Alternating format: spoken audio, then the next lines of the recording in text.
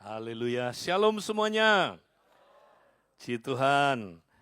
Saudara, hari ini kita secara khusus, kita mau membahas satu topik yang sangat penting. Dan ini akan menentukan saudara menjadi seorang murid kerajaan yang baik atau tidak.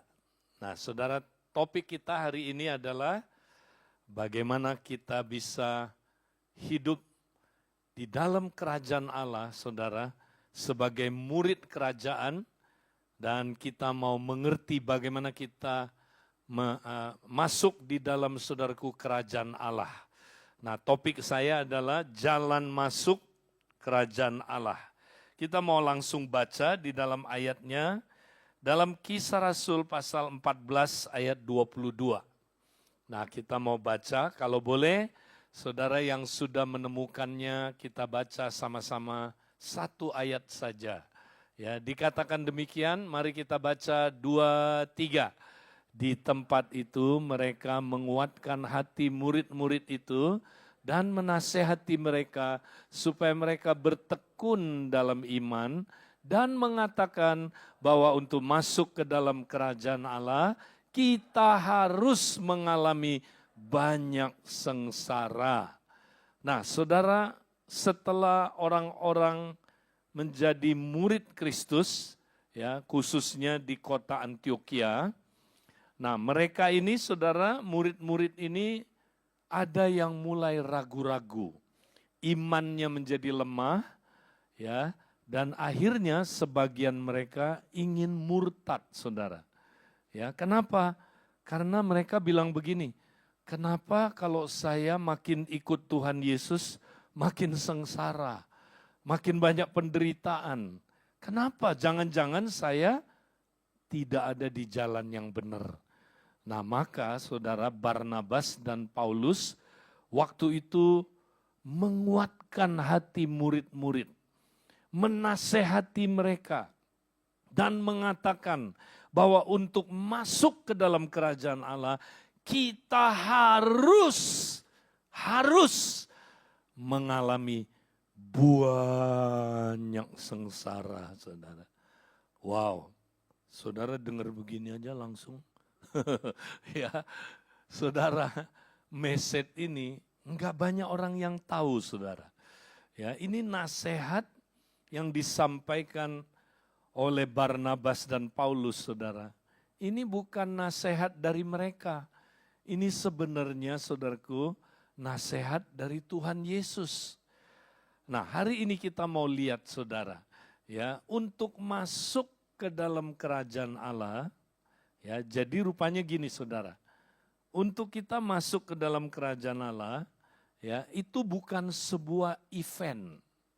Bukan, jadi masuk kerajaan Allah itu bukan begini. Ya, saya ngalamin sesuatu, langsung setelah itu, wah, saya udah masuk kerajaan Allah, beres. Enggak, saudara. Ternyata masuk ke dalam kerajaan Allah itu adalah seperti kita mengalami sebuah perjalanan, saudara. Nah, perjalanannya, ya, itu, saudara, ya, seperti yang dijelaskan oleh Paulus dan Barnabas, penuh dengan penderitaan. Nah, ini yang banyak orang gak mengerti, saudara. Sebenarnya ajaran ini dari mana? Nah, kita mau lihat, saudaraku, sebenarnya ajaran ini ajarannya Tuhan Yesus dalam Matius pasal yang ke-7. Nah, mari kita lihat ayat ini, saudara. Yesus berkata, masuklah melalui pintu yang sesak itu. Karena lebarlah pintu dan luaslah jalan yang menuju kepada kebinasaan. Dan banyak orang yang masuk melaluinya. Karena sesaklah pintu dan sempitlah jalan yang menuju kepada kehidupan. Dan sedikit orang yang mendapatkannya.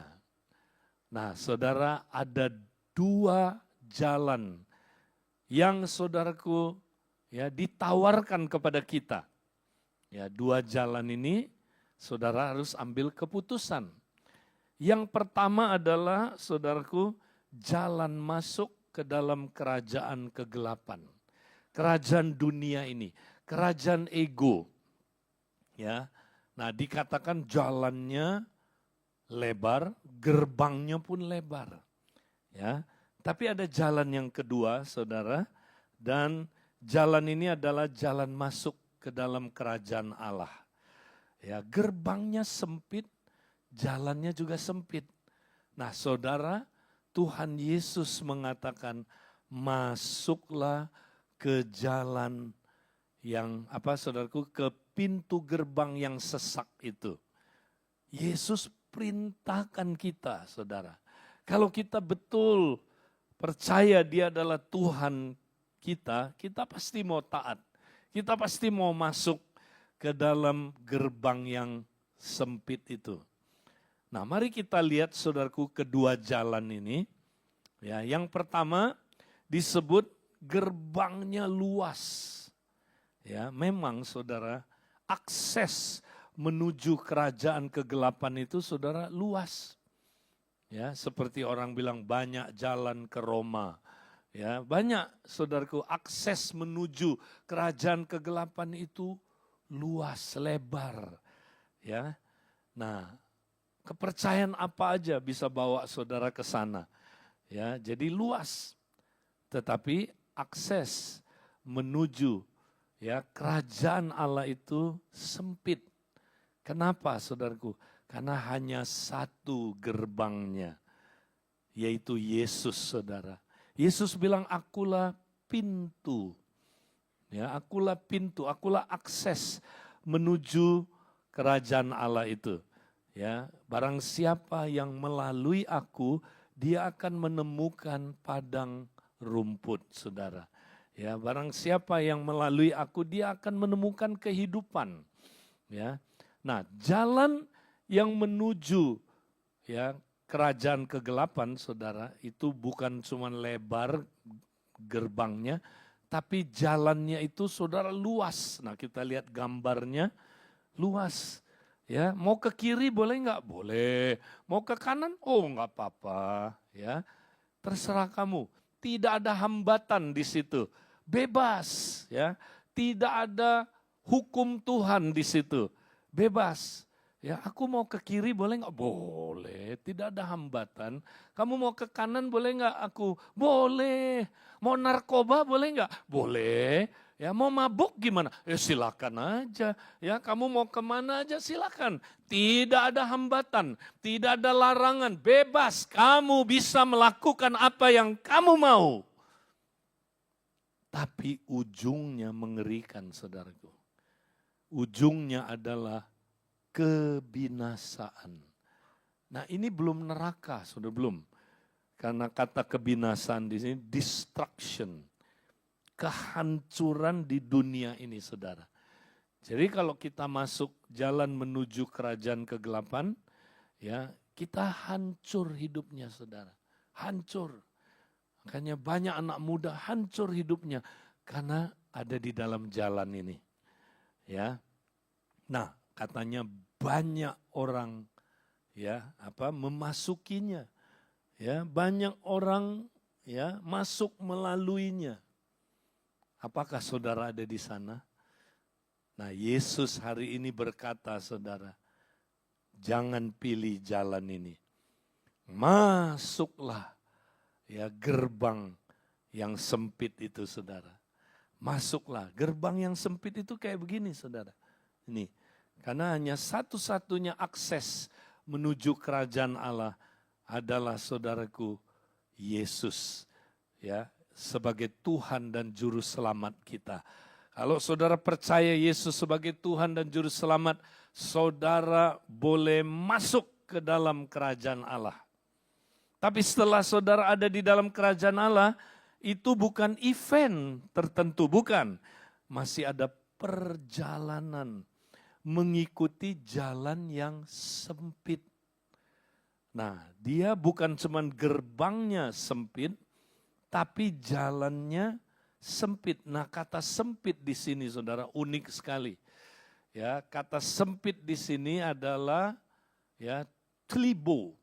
Ya, tlibo itu artinya, saudara, bukan hanya sempit, tapi artinya saudara, ya, jalan yang saudara tertekan, ya, jalan yang terjepit, jalan di mana kita terus dihimpit, saudaraku, stres, tertekan terus.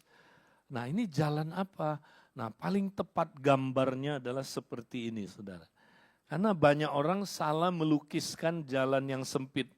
Ini kalau ini aneh ini, saudara. Mana jalan yang sempitnya nggak ada, ya kan? Ini ilustrasi agak kurang tepat. Yang benar ini, saudara. Nih, kalau saudara masuk jalan yang tembok kiri kanan, mau tanya gimana jalannya, saudara? Nggak bisa lurus, miring-miring. Aduh, wah, saudara kejepit, itu dia maksudnya. Kejepit, tertekan, diperas. Nah, kata tlibo, saudara, ini persis adalah kata, ya, menjepit anggur, saudara. Persis itu kata yang sama. Menjepit buah zaitun. Ya. Nah, saudara, kalau saudara lihat buah anggur, di dalamnya ada apa, saudara? Ada jus anggur. Tapi jusnya enggak keluar kalau dia tidak diperes. Ya, sama juga, saudara, buah zaitun. Di dalam buah zaitun ada apa, saudara? Ada minyak. Minyaknya enggak akan keluar, saudara, kalau zaitunnya, saudaraku, tidak diperes. Ini konsep yang dianut di dalamnya, saudara. Jadi kita itu, saudara, seperti buah anggur ataupun buah zaitun itu, saudara. Makanya nanti kalau saudara baca kalau nggak salah 2 ayat sesudah ini, ya, dijelaskan tentang buah dari orang percaya adalah seperti buah anggur dan buah zaitun, saudara.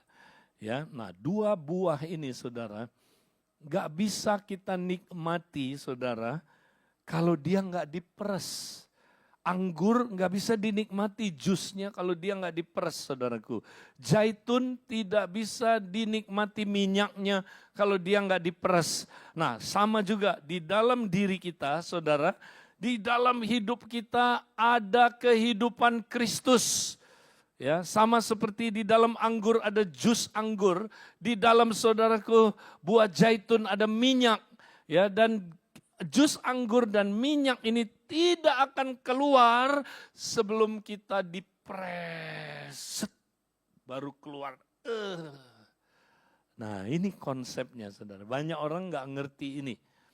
Ya, jadi, saudara, kita nggak akan pernah mengalami kehidupan itu kalau kita nggak dipres, ya. Jadi dia bilang begini, karena sesaklah pintu dan sempitlah jalan yang menuju kepada kehidupan. Nah, kata hidup di sini, saudara, di dalam bahasa Yunani, ya, ada 3 kata hidup, saudara. Yang pertama bios, ya, bios itu artinya hidup alamiah. Ya, makanya ada biologi, ilmu tentang, ya, kehidupan alamiah, ya, itu biologi. Ya, yang kedua kata hidup adalah vita. Vita. Jadi kalau saya tanya, Vera, bagaimana hidup kamu? Nah, itu bagaimana vita kamu? Ya, bagaimana hidup kamu? Bagaimana kehidupan kamu, itu vita. Tapi ini bukan vita, bukan juga, saudara, bios. Kata kehidupan di sini adalah zoe. Wow. Ini hidup apa, saudara? Inilah hidup yang luar biasa. Inilah hidup Kristus sendiri. Ya, inilah hidup yang kekal yang Yesus maksudkan, saudara. Inilah hidup yang luar biasa. Inilah yang Yesus bilang, aku datang memberikan hidup dan supaya kamu hidup dalam segala kelimpahan. Nah, hidup dalam segala kelimpahan jangan langsung kita asosiasikan kaya atau miskin, bukan. Ya, hidup dalam kelimpahan itu artinya hidup yang seperti Yesus. Kita bisa kudus seperti Kristus kudus. Kita bisa, saudaraku, penuh kasih seperti Kristus penuh kasih. Kita bisa, saudaraku, hidupnya benar seperti Kristus benar. Kita bisa hidup penuh kuasa seperti Kristus penuh kuasa. Hidup yang luar biasa. Zoe-nya Kristus. Ya, itu akan keluar dari diri kita, saudara. Kalau kita diperes, kalau kita digencet, kalau kita dihimpit lewat jalan sempit ini, saudara, keluar kehidupan Kristus, nampak dalam diri kita. Nah, ini persis konsep 2 Korintus pasal 4. Ya, nah mari kita lihat 2 Korintus pasal 4, saudara, next. Nah, Paulus bilang begini, kami senantiasa membawa kematian Yesus dalam tubuh kami. Ya, kami tiap hari katanya bawa kematian Yesus, bukan kematian kita, kematian Yesus dalam tubuh kami. Nah, supaya apa? Supaya Zoe-nya Yesus juga menjadi nyata dalam tubuh kami. Ya, jadi kalau tubuh kami digencet, saudara, dibawa kepada kematian, ego kita dibawa kepada kematian, saudara, maka keluarlah hidup Yesus di dalam tubuh kita, saudara. Orang lihat Kevin bilang, luar biasa. Ya, Kevin seperti Yesus. Ya, jangan sampai orang lihat Kevin bilang, aduh kayak setan dia. Iya kan, saudara? Ya. Apakah orang bilang, wih kamu kayak Yesus ya, kudusnya kayak Yesus, ya kamu penuh kasihnya kayak Yesus, kamu hidup benar kayak Yesus, kamu penuh kuasa, penuh Roh Kudus, berbuah roh seperti Yesus. Atau orang bilang gini, si John, ya 3 aja di dunia, kacau lah, ya kan? Dia kayak setan katanya. Waduh, gawat saudara. Nah, kita saudaraku nggak mau kayak begitu. Kita mau saudaraku kalau kita diperes, keluarnya saudaraku minyaknya. Kalau kita diperes, keluarnya jus anggurnya saudara. Keluar kehidupan Yesus. Amin. Ini dia saudara. Ini jalan menuju ya saudaraku dalam kerajaan Allah. Ya, ayat 11. Sebab kami yang masih hidup ini apa? Terus menerus, apa? Terus menerus diserahkan kepada maut karena Yesus. Ya, jadi siapa yang nyerahin kita tiap hari? Ya Tuhan. ya Tuhan pakai segala banyak cara, tapi ujungnya Tuhan yang menyerahkan kita kepada maut. Apakah Tuhan jahat? Aduh, kenapa Tuhan bawa kita kepada maut? Supaya, nah ini dia, apa? Supaya Zoe-nya Yesus menjadi nyata dalam tubuh kita, saudara. Itu tujuannya. Saudara nangkep nggak ini? Ya, kalau saudara menemukan ini, ya, saudara akan punya pandangan yang beda terhadap penderitaan. Benar. Ya, Yesus bilang ya hanya sedikit orang mendapatinya. Ya, kalau jalan lebar banyak orang lalu lalang di situ. Tapi ya untuk jalan yang sempit ini sedikit orang mendapatinya. Nah ini, saudara, kalau saudara nggak dapat pencerahan tentang hal ini, buat saudara penderitaan, aduh, ngapain sih kita menderita? Ya kan? Untuk apa sih kita jadi orang Kristen menderita? Maka saudara nggak akan seperti gereja mula-mula. Gereja mula-mula itu saudaraku bersuka cita dalam penderitaan. Mereka saudaraku bangga kalau menderita. Bahkan dia bilang begini, kemegahan kami adalah penderitaan, saudara. Kenapa? Karena itu satu-satunya jalan supaya rupa Kristus menjadi nyata dalam diri kita. Supaya kita jadi serupa seperti Kristus. Itu satu-satunya jalan, nggak ada jalan lain. Makanya kalau saudara ngelihat ini, saudara mendapatkannya, saudara adalah seperti orang yang menemukan rahasia kerajaan Allah. Ingat, orang yang menemukan rahasia kerajaan Allah, saudara. Dia pulang, dia kubur tanah yang ada hartanya itu, dia kubur. Kemudian dia jual semua hartanya, saudara. Ya, dia datang beli tanah itu, saudara. Dia ingin memiliki harta itu, saudara. Kenapa, saudara? Karena sangat berharga. Saudara, kalau orang udah nemuin ini, saudara, penderitaan bukan lagi, saudaraku, ya menjadi sesuatu yang mengerikan. Justru dia bersuka cita. Maka dulu saya bingung, saudara. Kenapa ya gereja mula-mula kok bangga sama penderitaannya. Dianiaya nggak takut mati. Dibakar hidup-hidup, saudaraku nggak takut. Ya kan? Kenapa bisa begitu? Karena dia mendapatinya. Ya, itu kayak orang gini, saudara.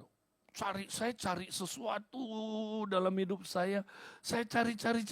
Begitu saya menemukan, wow, ini dia yang saya cari. Wow. Apakah saudara sudah menemukan rahasia kerajaan Allah? Kalau udah, hidup saudara beda. Saudara pasti orang yang berani bayar harga. Berani bayar harga. Ya, penderitaan saudara lewati dengan sukacita. Ya, saudara beda pasti. Tapi kalau orang belum mendapati ini, belum ngelihat pencerahan ini, saudara, dia menderita itu bersungut-sungut. Kenapa kita harus menderita, Pak Edi? Kenapa? Maka teologianya bukan teologi penderitaan, teologi yang lain, saudara. Kemakmuran, ya kan? Kita percaya Yesus supaya kita kaya. Percaya Yesus supaya kita sukses. Percaya Yesus supaya kita berhasil. Tapi orang yang sudah menemukan ya rahasia kerajaan Allah, dia bilang, Tuhan terima kasih. Penderitaan itu akan membawa saya semakin mengalami zoe. Semakin saya serupa dengan Kristus. Itu adalah kemegahanku. Wow. Ya. Nah, sekarang gimana caranya, saudara, kita melalui jalan yang sempit ini, saudara? Gimana caranya, saudara? Ya, saudara mau tahu rahasianya? Kita baca satu ayat lagi. Ini penting. Ya, kita lihat Roma pasal yang ke-8. Ya. Ayat 26 sampai 27. Ya, dibilang begini. Demikian juga Roh membantu kita dalam kelemahan kita. Sebab kita tidak tahu bagaimana sebenarnya harus berdoa. Tetapi Roh sendiri menyampaikan permohonan kepada Allah dengan keluhan-keluhan yang tidak terucapkan. Dan Allah yang menyelidiki hati nurani mengetahui maksud Roh itu, yaitu bahwa ia sesuai dengan kehendak Allah memohon untuk orang-orang kudus. Nah, saudara, untuk kita memasuki jalan yang penuh penderitaan itu, saudara, ya, maka Roh Kudus diutus untuk menolong kita, saudara. Kenapa? Karena kita lemah. Karena kita nggak kuat menghadapi penderitaan, saudara. Saya nggak kuat menghadapi penderitaan. Saudara juga nggak kuat. Tapi Roh Kudus akan menguatkan kita. Amin. Roh Kudus, saudaraku, memberi kita kekuatan supaya waktu penderitaan itu kita alami, saudara. Kita tidak terpuruk, kita tidak jatuh. Sebaliknya, saudaraku, lewat penderitaan itu justru kita akan dibuat lebih dari pemenang, saudaraku. Justru lewat penderitaan itu kita diubahkan makin serupa dengan gambaran anaknya. Dan kita, saudaraku, diubah makin serupa dengan Kristus. Kehidupan Kristus, Zoe itu makin muncul dalam hidup kita. Makin kita diperes, makin kita muncul Zoe-nya, saudara. Nah, itu pekerjaan Roh Kudus, saudara. Roh Kudus menolong kita. Bagaimana cara dia menolong kita? Nah, ini perhatikan, saudara. Dia berdoa di dalam kita. Ya, lewat keluhan-keluhan yang tidak terucapkan, saudara. Nah, disinilah. Ini kalau orang yang anti bahasa roh, agak dipelintir dikit. Oh, itu doa yang enggak terucapkan. Enggak, saudara. Saya sudah studi bahasa Yunaninya, saudara. Ya, ini adalah bahasa roh maksudnya, saudara. Ya, kita Pentekostal klasik, kita percaya tafsiran ini, saudara. Ini tafsirannya adalah bahasa roh. Ya, jadi Roh Kudus berdoa di dalam kita, saudara. Melalui keluhan-keluhan yang tidak terucapkan dengan bahasa manusia. Itu maksudnya. Yang tidak dimengerti oleh bahasa manusia. Roh Kudus berdoa dalam diri kita, saudara. Sehingga kalau Roh Kudus yang berdoa dalam diri kita, melalui roh kita, yaitu dengan bahasa roh, saudara, maka doa itu dahsyat sekali, saudaraku. Doa itu dahsyat sekali. Kenapa, saudaraku? Ya, karena doa yang demikian pasti sesuai kehendak Tuhan. Karena kita nggak bisa kontrol. Nah, saya kasih contoh, saudara. Misalnya kita lagi ngalamin penderitaan. Roma 8 itu intinya kita lagi ngalamin penderitaan, saudara. Ya, kalau mau serupa Kristus harus ngalamin penderitaan. Nah, waktu penderitaan datang, kalau kita hanya berdoa pakai bahasa akal yang kita mengerti, ya kita cenderung mengontrol doa kita sesuai dengan yang kita mau. Setuju? Ya. Saya kasih contoh, saudara. Saudara lagi menghadapi penderitaan ini. Penderitaan datang. Nah, saudara, kalau doa saudara hanya pakai akal, nggak salah doa pakai akal perlu. Tapi mesti diurapi Roh Kudus, saudara. Nah, kalau nggak diurapi Roh Kudus, cenderung saudara kontrol doa saudara. Nah, saudara kan doanya begini, ketika penderitaan datang, Tuhan, jangan biarkan aku masuk ke dalam penderitaan ini. Lalukanlah aku dari penderitaan ini. Tuhan, jauhkanlah aku dari penderitaan ini. Yang lebih parah, ditengking penderitaannya. Itu kepo banget, saudara. Ditengking, dalam nama Yesus penderitaan aku, berhentikan kamu. Kepo banget nih, saudara. Ya. Nah, akhirnya orang Kristen makanya lebih suka doa Yabes. Ya kan? Karena doa Yabes itu menghindar dari penderitaan. Ya, boleh-boleh aja kalau saudara kayak Yabes. Bilang sama sebelahnya, kamu bukan Yabes. Ya kan? Nah, saudara-saudara, jadi kalau doa itu kita bisa kontrol, kita cenderung berdoanya nggak sesuai kehendak Tuhan. Kita berdoa supaya kita tidak kena penderitaan. Jangan masuk ke dalam penderitaan. Tapi kalau Roh Kudus yang doa, saudara nggak bisa kontrol, doanya pasti begini. Tuhan, Edileo lagi menghadapi penderitaan. Tuhan, biar dia masuk ke dalam penderitaan itu. Tetapi Tuhan, dia akan diubahkan makin serupa dengan gambaran anakmu Tuhan. Tuhan, Edileo sedang mengalami penderitaan. Tuhan, biar dia menang dalam penderitaan ini Tuhan. Dia bukan hanya jadi pemenang, tapi dia lebih dari pemenang. Sebab tidak ada yang dapat memisahkan dia dari kasih Kristus. Itu sebabnya Tuhan, apapun yang dia alamin Tuhan, dia akan menang di dalam penderitaan itu. Roh Kudus berdoa kayak begitu. Maka saya, saudaraku, kalau berbahasa roh, makanya saudaraku, doa-doa saya itu doa dari Roh Kudus. Akhirnya saya dimampukan melewati semua penderitaan itu. Saya dimampukan, saudara. Ya, sehingga mengalami penderitaan apapun, saya bukan terpuruk, bukan hancur, bahkan saya menjadi lebih dari pemenang. Itu yang akan terjadi. Saya ngalamin, saudara. Ya, saudara tahu kan waktu COVID-19, ya, saya udah seminggu ada di rumah sakit, saudara. Pikir udah siap-siap pulang. Ya, pulang ke rumah, bukan ke rumah Bapak. Siap-siap mau pulang, udah enak-enak, saudara, udah nunggu. Dokter bilang, kamu nanti pulang. Ya, besok pulang sama istri kamu. Wah, udah enak-enak, saudara. Hari terakhir, hari ke-7, dokter bilang, coba saya lihat. Gawat kamu katanya. Ya, jadi saya kena kayak badai sitokin, saudara tahu ya.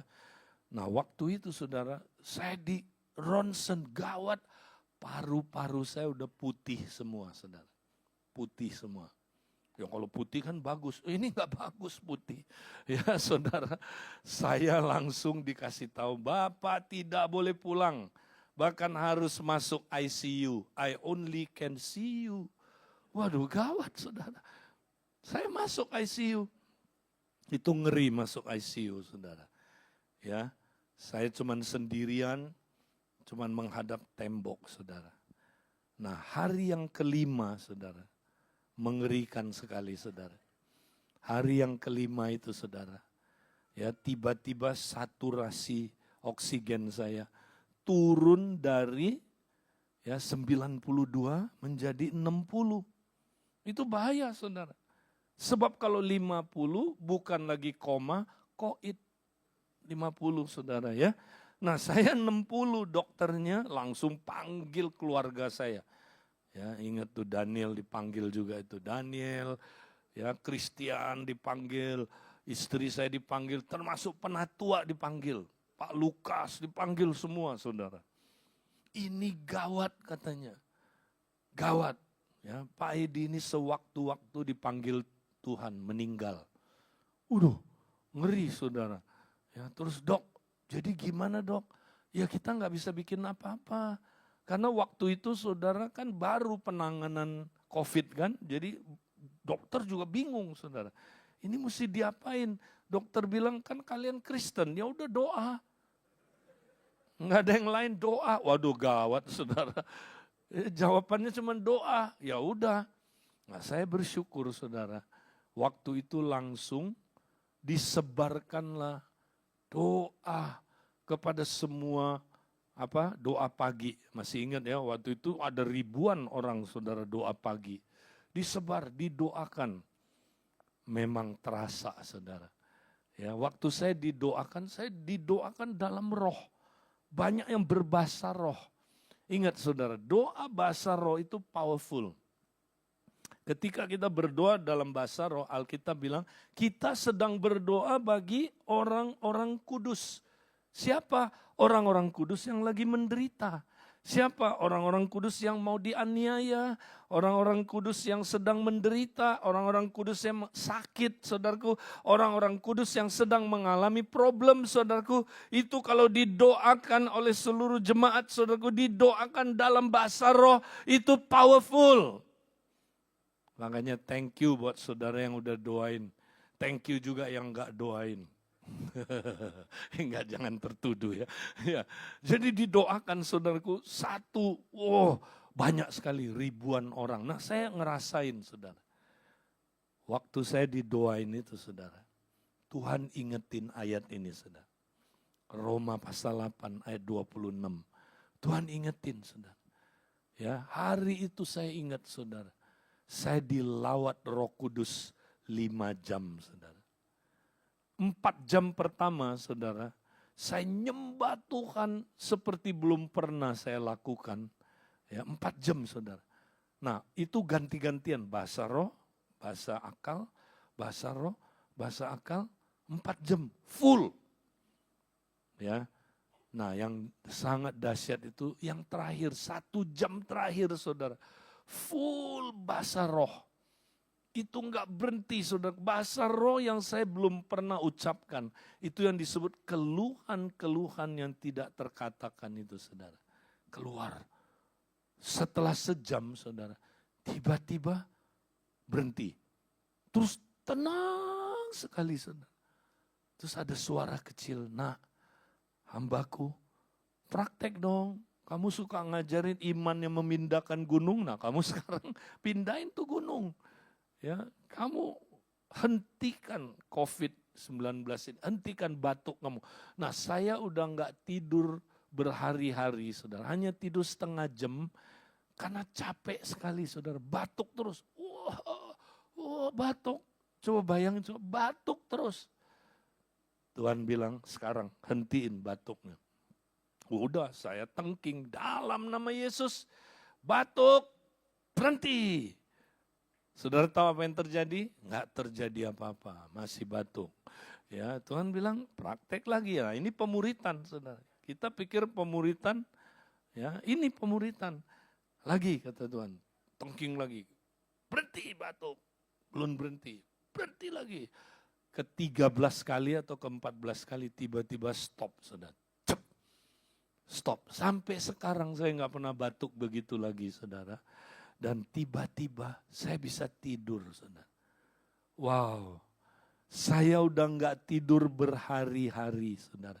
Cuman setengah jam, 15 menit tidur. Hari itu saya tidur lama sekali, saudara. Nah, saya bangun kaget, saudara. Ada dokter Kristen lewat. Dia bilang, Pak Edi, mujizat katanya. Loh, kenapa Pak? Loh, saturasi Pak Edi. Dia bilang, loh kenapa dok? Tuh 92. Kaget dari 60 naik 92, saudara. Terus dia bilang, sini saya periksa paru-paru. Dia periksa, loh kok udah nggak ada Pak Edi, flek-flek apa? Ya, tanda-tanda Pak Edi, paru-parunya ya putih itu nggak ada tanda lagi. Nanti di ronsen ya, benar saudara, begitu di ronsen ya saya udah boleh kembali ke ruang normal, saudaraku. 3 hari kemudian saya udah di rumah sehat, saudaraku. Puji Tuhan. Nah itu karena apa, saudaraku? Karena saya terus mengandalkan Roh Kudus. Ya, kalau bukan Roh Kudus kita nggak kuat, saudara, menghadapi penderitaan-penderitaan. Nah, Roh Kudus akan memakai ya bahasa roh, saudara. Makanya sering-sering bahasa roh, saudara. Ya, kita sering-sering karena hidup ini banyak penderitaan, saudara. Ya, makanya ayo jangan suka, saudara, ya kalau bangun pagi, ya kita kalau bangun pagi langsung selamat pagi Tuhan. Ya, selamat pagi Tuhan Yesus bilang, siap pemuritan? Siap. Siap ikut jalan yang sempit? Siap Tuhan. Ya, nah langsung ya mulai bahasa roh kurabaka shandarabaka takiarabaka. Oh haleluya, sandaralabaka takiarabaka. Tuhan, ya breakfastnya enak Tuhan. Tuhan bilang benar, tapi jangan makan kebanyakan. Ya. Loh tuh itu pemuritan, ngerti nggak saudara? Itu pemuritan, kita pikir pemuritan apa itu? Ya, tiap hari Tuhan ngajar saudara. Lagi breakfast, habis itu lagi sikat gigi. Oh haleluya, sandarabaka takiarabaka, haleluya. Habis itu saudara olahraga. Oh terima kasih Tuhan, olahraga. Ya penuh Roh Kudus kalau olahraga. Ya, kalau enggak nanti cewek cakep lewat, ya Tuhan, ya ampun, ya pergi. Nah gitu kan saudara, nah ini ketawa karena pengalaman, amin. Ya, ada orang saudara olahraga matanya jelalatan. Ya, makanya kalau lagi olahraga penuh Roh Kudus, ya, cewek cakep lewat kurabaka shandarabaka takia. Horabahan sata karabaka sata. Gitu saudara. Jangan makin lihat, ini tipe saya nih. Ya, tipe saya kutilang, kurus tinggi langsing. Ya, dia bandingin sama istrinya. Ya bebek. Apa bebek? Berat besar kontet. Ya saudara, wah ini dong pinggangnya dong. 58 dia lihat istrinya, oh Mak Jang 85 saudaraku. Ya kan saudara, nah itu. Ya jadi lagi olahraga penuh Roh Kudus, lagi saudara menuju ke kantor ya tempat kerja penuh Roh Kudus. Ya ada satu orang saudara, sebelum pemuritan, masuk kantor dia selalu nggak penuh Roh Kudus. Dia nggak pernah praktek pemuritan. Ya, nah dia bosnya itu galak saudara. Bosnya itu nyelekit. Tiap kali ketemu dia, dia disakiti terus. Ya, dia terus sakit hati. Nah karena sakit hati dia nggak beresin, dia nggak hidup penuh Roh Kudus. Akhirnya saudara dia cerita sama temennya. Siang-siang dia gosipin bosnya. Sampai temennya bilang, kok Kristen kayak kamu kayak begitu? Saya nggak ngelihat kamu ya Kristen yang benar ya katanya. Wah ya benar saudara, karena dia ya nggak pemuritan. Akhirnya saudara, satu hari dia ikut pemuritan, nah diajarin, kamu itu mesti penuh Roh Kudus terus. Ketika kamu ke kantor penuh Roh Kudus, ya dipimpin oleh Roh dalam jalan yang sempit itu. Kamu siap? Siap. Hari itu dia beda, saudara. Dia ke kantor, saudara, dia mulai penuh Roh Kudus, connect terus sama Tuhan. Hari itu bosnya seperti biasa, marah-marah. Bosnya, saudaraku, galak sekali. Bosnya itu jahat mulutnya. Tapi Tuhan bilang, jangan balas. Penuh Roh Kudus sekarang. Dia mulai penuh Roh Kudus, saudara. Tuhan bilang, pergi ke tempat yang sepi, berdoa di situ, berdoa dalam roh, berdoa, ya, berdoa dalam bahasa roh. Dia pergi ke WC, saudara. Waktu dia sampai ke WC, dia dilawat Tuhan. Dia dijamah Tuhan. Roh Kudus jamah dia, saudara. Ya, dia penuh Roh Kudus, dia berdoa dalam roh. Saudara, apa yang terjadi? Dia dilawat Tuhan. Dia balik lagi, saudaraku, ke tempat kerjanya, saudara. Mukanya beda, ya, mukanya sukacita. Temannya bingung, kamu makan daun apa? Ya, sampai bisa kayak begini. Ya, saudara. Tapi hari itu, saudara, dia sukacita kerja. Siang-siang, ini kesaksian, saudara. Bosnya datang. Dia bilang gini, sorry ya, tadi pagi saya kira saya sudah melukai kamu. Kata-kata saya sangat menyakiti kamu. Maukah kamu ngampuni saya? Wow. Saudara, itu pemuritan. Ya, kita tiap hari, ayo saudara, penuh Roh Kudus. Ya, di mana aja. Saudara lagi belanja misalnya. Satu hari saya bilang istri saya, "Mah, kalau mama lagi belanja di pasar baru itu penuh Roh Kudus ya." Iya. Karena kalau kita nggak penuh Roh Kudus, saudara, ya kita bisa panik lihat barang-barang, saudara. Ya, itu barang bisa panggil kita, mari, datanglah, belilah aku, ya. Akhirnya kita beli, ya enak sih belinya, geseknya enak, bayarnya nggak enak, ya kan? Banyak orang akhirnya dipanggil, saudara. Istri saya kalau dulu sebelum pemuritan dia suka melakukan pelayanan tanda-tanda heran. Tahu pelayanan tanda-tanda heran? Dia tanda tangan kredit card saya, akhir bulan saya heran. Itu dia sebelum sebelum praktek penuh Roh Kudus, tapi habis itu saya bilang, "Ma, kalau lagi belanja mesti penuh Roh Kudus." Amin. Amin ibu-ibu, amin wanita-wanita. Aminnya dikit. Wanita lagi belanja, saya bilang, "Mah, kalau lagi belanja, penuh Roh Kudus tuh banyak tukang hipnotis." Iya kan? Banyak orang saudara jalan-jalan bengong. Ya kan, ditepuk sama hipnotis, pak, ngong aja. Akhirnya angong, saudaraku, bodoh bener, angong bener. Ya, dibawa sama tukang hipnotisnya ke ATM, kuras duitnya, habis. Makanya satu hari istri saya ya lagi belanja, dia penuh Roh Kudus. Kurabaka shandarabakatakar. Ada orang dari Timur Tengah, saudara. Ya, mau hipnotis dia ditepak. Pak! Dia lihat orang ini, dia sikarabaka shandarabaka, kabur orangnya, saudaraku. Haleluya. Enggak jadi hipnotis. Ya, makanya penuh Roh Kudus terus, saudara. Ya, praktek ini dahsyat, saudara. Ya, kita mau, saudaraku, terus dipimpin oleh Roh Kudus. Ya, nah hari ini, saudara, saya mau dorong saudara. Apapun yang saudara alami, ya, ingat saudara, jalan ini tidak mudah.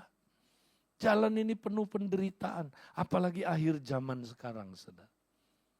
Mengerikan. Saya mau tutup dengan satu kesaksian, saudara. 3 bulan yang lalu, ya, saya dikasih tahu salah seorang jemaat kita di LA udah nggak bisa ke gereja. Dia businesswoman, saudara, dan dia ya udah nggak bisa ke gereja karena dia banyak masalah, saudara. Masalah karena perang ini, saudara, bisnisnya hancur. Bukan cuma itu, saudara, dia pernah sakit. Nah, sakit ini, saudaraku, aneh sekali, nggak ada obatnya. Itu seluruh badannya sakitnya 24 jam, saudara. Dan berdarah-darah, saudara. Dan dia kalau sakit, saudara, nggak bisa tidur. Dia bilang sama saya, Pak Edi, saya udah nggak tidur 1 bulan. Hah? Nggak tidur kamu? Iya. Berapa lama? 1 bulan full, Pak Edi. 5 menit aja saya nggak bisa tidur. Wow. Terus saya bilang, gimana jadinya? Pak Edi, lihat badan saya, mukanya hitam, saudara. Sedih, nggak bisa ke gereja. Terus Tuhan ingetin saya, ajarin dia Roma 8, 26, 27 tadi itu. Ajar dia berdoa dalam roh terus-terusan. Ya, ajar dia penuh Roh Kudus terus, bahasa roh terus. Ajar dia. Saya share ini, saudara. Mau nggak kamu praktek ini? Itu ya Pak Edi. Ya silakan tim. Nah, apa yang terjadi, saudara? Dia akhirnya praktek. Saya tumpang tangan dia, saudara. Dia penuh Roh Kudus, berbahasa roh. Kemudian dia mulai praktek. Ya, 10 menit dulu dia bahasa roh. Setelah itu lagi masak bahasa roh, lagi di mobil bahasa roh, lagi nyuci bahasa roh, lagi di mana aja bahasa roh. Kemudian tingkatkan 15 menit, sesudah itu setengah jam. Setelah dia praktek, saudaraku, 1-2 bulan kemudian dia ketemu saya, saudara. Mukanya bercahaya. Pak Edi, lihat saya kaget, saudaraku, mukanya bercahaya. Pak Edi, saya udah bisa ke gereja. Apa yang terjadi pada kamu? Saya bisa doa 1 jam bahasa roh 1 hari.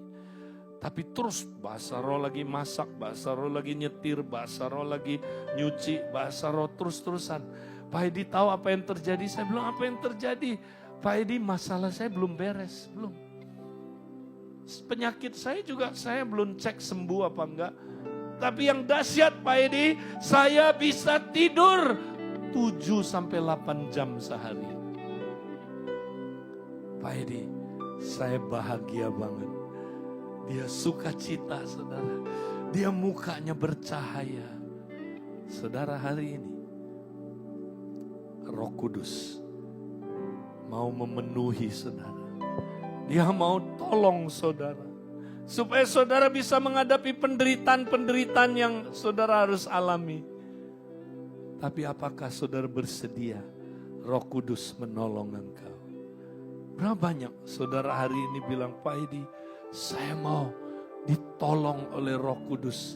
Dikuatkan oleh Roh Kudus. Supaya saya mampu menghadapi penderitaan-penderitaan yang harus saya alami di akhir zaman ini. Penderitaan masuk ke dalam jalan yang sempit itu. Kalau saudara mau, saya mau doakan saudara.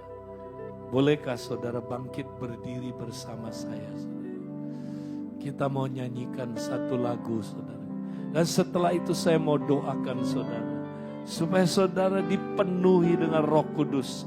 Dan mampu mengatasi penderitaan saudara. Terima kasih Tuhan. Terima kasih Tuhan. Mari kita nyanyikan lagu ini. Kaulah segalanya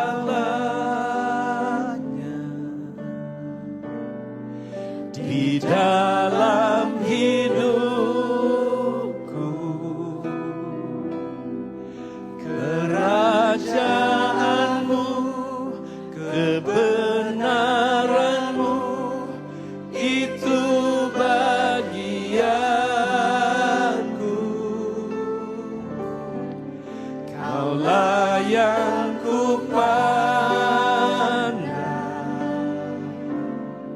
selama hidupku, mengasihimu, memuliakanmu, Bapa dan Rajaku. Katakan lagi, Kaulah segalanya. Benar Tuhan, Kaulah Raja kami dalam hidupku, kerajaanmu, kebenaranmu, itu bagianku.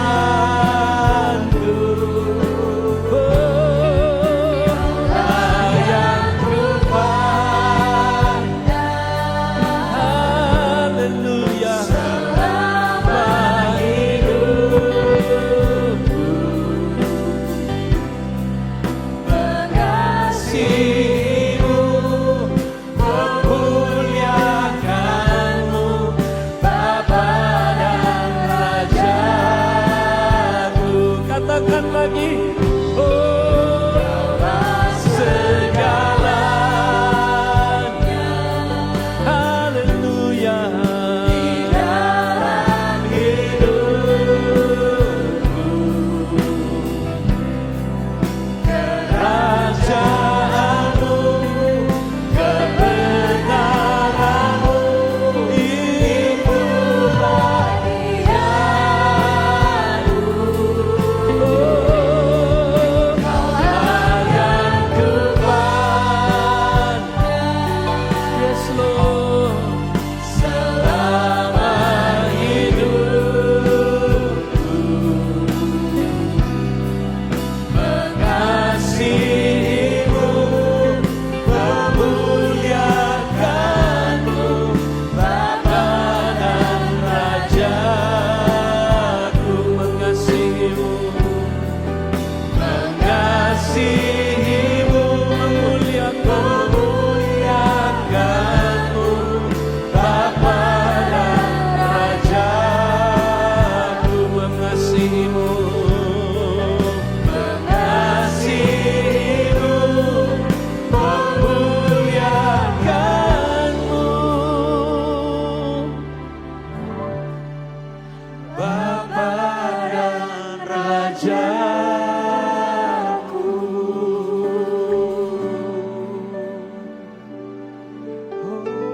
Inilah kami, datanglah kerajaan-Mu, penuhi kami Tuhan dengan Roh-Mu Tuhan. Kuasailah hidup kami. Saudara, kita mau serahkan hidup kita untuk Tuhan memenuhi kita, saudara. Karena itu saya mau ajak kita berdoa bersama-sama, saudara. Dan setelah ini Dia akan berikan kita bahasa yang baru. Buat saudara yang belum pernah dapat itu, Dia akan berikan kita bahasa roh. Kalau saudara sudah pernah dapat, Dia juga akan memperbaharui supaya bahasa roh saudara semakin dinamis. Kalau saudara rindu menerima baptisan Roh Kudus ini, mari ikuti saya berdoa, saudara. Katakan saya satu kalimat, saudara satu kalimat. Katakan, Bapa di surga, aku datang hari ini. Aku percaya Bapa. Ketika aku percaya kepada Tuhan, Engkau sudah memeteraikan aku. Roh Kudus sudah berdiam di dalam aku. Aku minta Bapa. Penuhilah aku. Dengan kuasa Roh-Mu. Kuasai seluruh hidupku. Biarlah aku dipenuhi. Dengan Roh Kudus-Mu. Tolonglah aku Tuhan. Kuatkanlah aku Tuhan. Menghadapi penderitaan.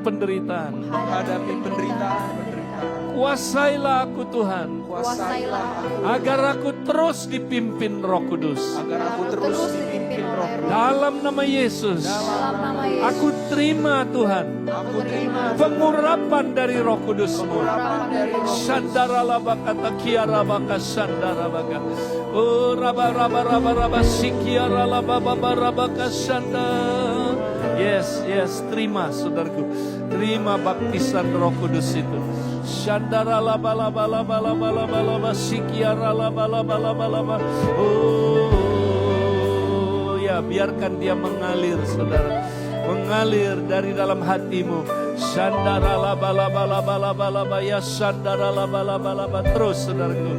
Ya, penuh dengan Roh Kudus. Kira lama ya shandaralababababarabarabarabarabarabarabarabarabara.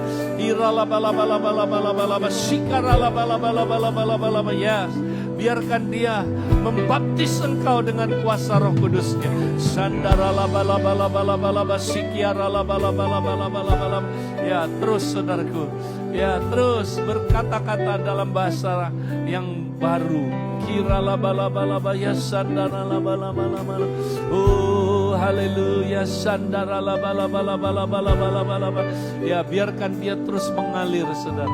Biarkan dia terus memenuhi kita. Haleluya.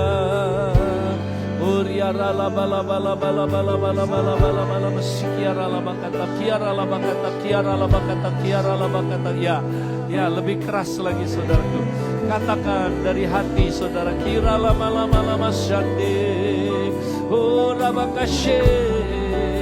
Kira lama syande. Oh rabarabarabarabashe. Uria rabababababababababakashandaralababababarabarabarabar. Oh haleluya. Iralabalabalabalabalabalabalaba shikiaralabalabalabalabalabalabalabalabalabalabalabalabalabalabalabalabalabalabalabas. Iralabalabalabalabalaba shikiaralabalabalabalabalabas sande.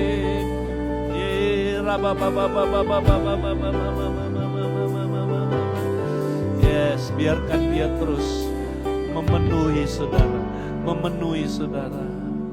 Terima kasih Tuhan. Roh Kudus hadir di sini, mengalir di bait suci. Benar Tuhan. Perkara ajaib untuk terjadi, kuasa mujizat nyata. Karena Roh Allah sedang bekerja. Oh, Roh Kudus hadir di sini. Benar Tuhan. Mengalir di bait suci. Perkara ajaib untuk terjadi, kuasa mujizat nyata. Karena Roh Allah sedang bekerja. Tiada yang mustahil dan tiada yang sukar.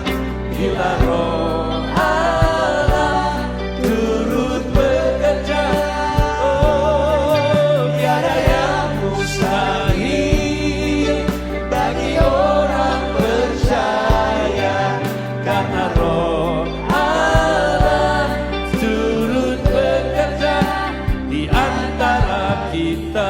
Tiada yang mustahil, oh yang mustahil, dan tiada yang sukar bila Roh Allah turut bekerja. Tiada yang mustahil bagi orang percaya, karena Roh Allah turut bekerja di antara kita. Oh, bila Roh Allah turut bekerja di antara kita.